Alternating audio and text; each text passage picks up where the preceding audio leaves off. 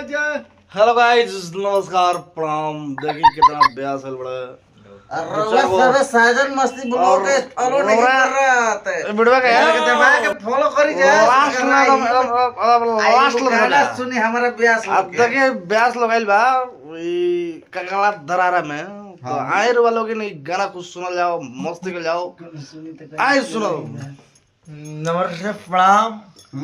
हम आप सबके छोट पाहुन दुलरुआ ब्यास गड़बड़ा रहे क्या बोलना है। नमस्ते प्रणाम। हम आप सबके दुलरुआ भाई अच्छा सिंगर अमरजीत अंगारी अब बंटी राजा। हां आई नमस्ते प्रणाम।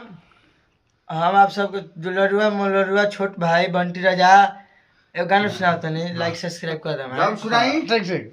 अरे किरौरी धन नहीं ये राजा अबे बुराए वाला बा किरौरी धन नहीं ये राजा गोप गोप अबे बुराए वाला बा छोड़ी छोड़ी उठल लिए ओराए वाला बा छोड़ी छोड़ी उठल लिए ओराए वाला बा।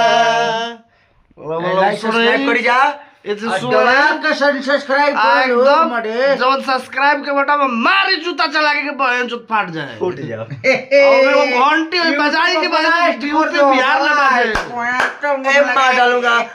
एगो बात बताओ तनी सब लैटरिन के धान मुखियावा खा गइल। आई रे दादा हाकिम डाइन बा मुखियावा के मेरा रुसौती नहीं अब जगन्नाथ मुखिया जी ए मुखिया